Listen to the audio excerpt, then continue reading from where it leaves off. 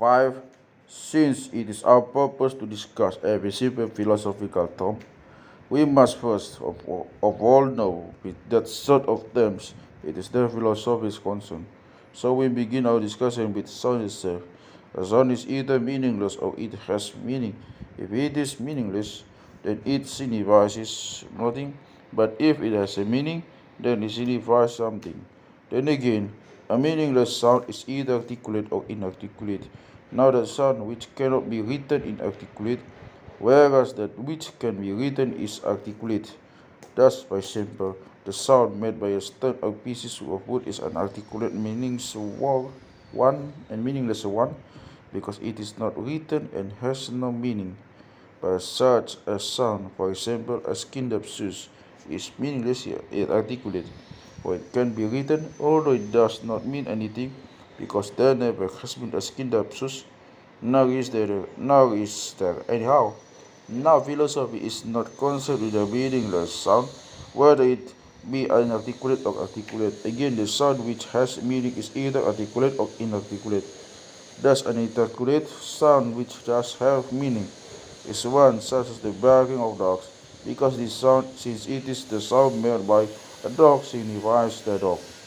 It also signifies the approach of some person. It is however inarticulate because it is not written, and so philosophy is not concerned with this kind of sound either. Now the articulate sound, which has meaning, is either universal or particular. Man, for example, is universal, whereas Peter and Paul are particular. It is not with the particular term that philosophy is concerned. Rather, philosophy is concerned with that sound which has meaning, is articulate, and is universal, or in other words, common and predicated of several things. Such a term is either essential or non-essential. Thus, the term is essential, which signifies the essence, or to be more precise, the nature of things. On the other hand, that is non-essential, which signifies their accidents. For example, man is a rational mortal animal. All of these terms are essential, for should you remove one of them from the man, he would no longer be a man. If you say that he is not an animal, then he is not a man. In the same way, if you say that he is not mortal, he is not a man, because every man is at once animal, rational, and mortal. So it is for this reason that these are called essential, namely that they complete man's nature, so that without them it is impossible for the man to be a man. And similarly with every individual thing, those elements which go to make up the nature are called essential. And essential, however, are the accidents which can be or not be in the subject in a man, say, or a horse, or some such other thing. Take the color white, for instance, whether one be white or black, one is by no means unless a man. Consequently, these and like are not essential, which is to say, there are accidents and they or the opposites may inhere in us. The essential term either shows what a thing is or of what sort it is. Thus, for example, when we are asked what a man is, we say that he is an animal. Then, when we are asked what sort of animal he is, we say a living and a mortal one. So the essential term which shows of what sort something is called difference. The term which shows what something is, it signifies several species. In what case it constitutes the genus, or signifies several individuals differing from another numerically but by no means specifically, in which case it constitutes the species.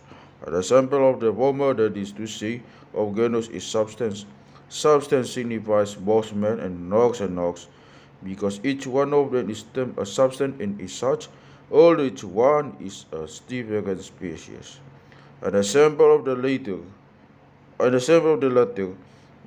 is to say, of species, is man, because his term signifies several men, or more exactly, or numerically different men. Thus Peter is one and Paul is another, and they are not one but two. In species, however, that is to say, another they do not differ, for all are called men and are such. There is that which is more particular and is numerically different, as for example Peter and is an individual person and a hypothesis. This signifies a definite person, for when we are asked who this man is, we say that he is Peter. The term order signifies the same thing, for Peter is one and Paul is another. Likewise the term he, this and that, this and such orders as stand of themselves are applied to the individual, but that which includes the individuals is called species, and is more general than the individual because it does include several individuals. An example would be men, because this term includes both Peter and Paul and all individual men besides. This is what is called nature and substance and form by the Holy Fathers. Now, that which includes several species is called genus, an example of which is animal, for this includes man, ox, and horse.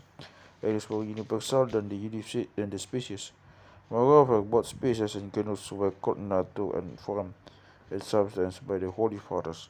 Furthermore, the species, that is, the nature and the substance and the form, does not produce something which is other or something which is of another sort, but rather another of the same sort.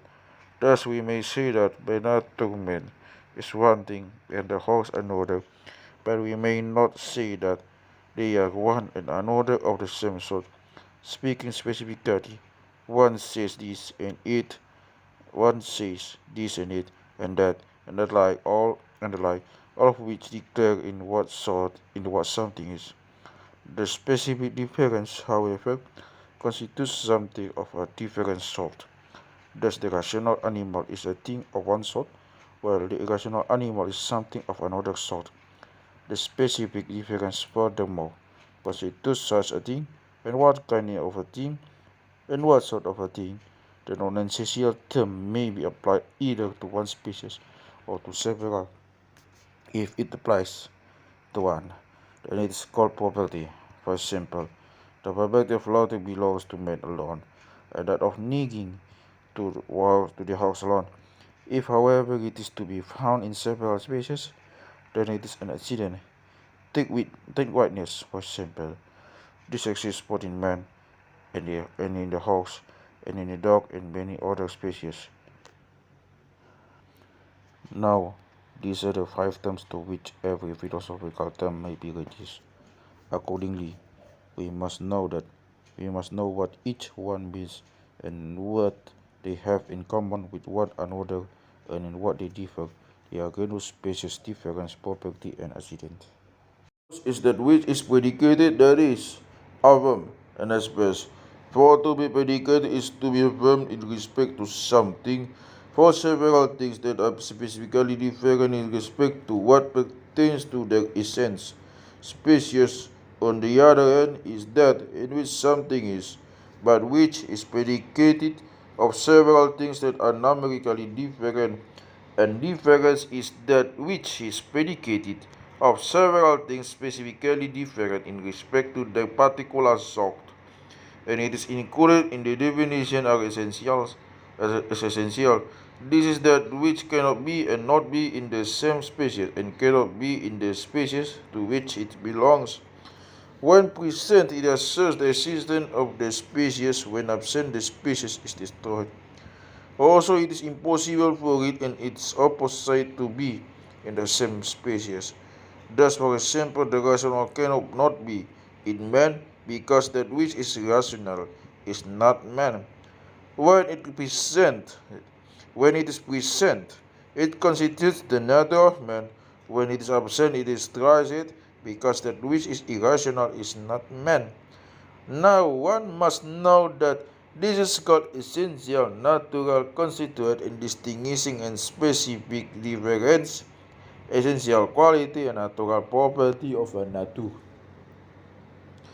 It is very probably said by the philosophers to be a difference which is representative of the nature possessing it and most proper to the nature itself. A property is that which exists in one species in the entire species, and which is always in it, and is conversely predicable with it. Take for example the property of laughter. Thus, every man can laugh, and everything that can laugh is a man. An accident is that in which something is of a certain sort and in which predicated of several things differing in species, but which does not enter into the definition. It can either be or not be, for when present, it does not assume the existence of the species, and when it is absent, the species is destroyed. It is called a non-essential difference in quality. It is either separable or inseparable. The accident is separable, which is sometimes present and sometimes absent in the same hypostasis, as would be sitting, lying, standing, sickness, or health. That, on the other hand, is inseparable, which is not constituent of a substance because it is not found in the entire species, but which, nevertheless, when it does become present in some hypostasis, cannot be separated from it. Such, for example, are the having of snub nose, being hook-nosed, being grey-haired, and the like. The inseparable accident is called characteristic peculiarity. This because such distinctiveness produces the hypostasis, which is to say the individual in the individual is that which subsists. In itself, a substance accident is numerically distinct from the others of the same species and does not signify what whom. In the following we shall, with God's help, learn more accurately about these things.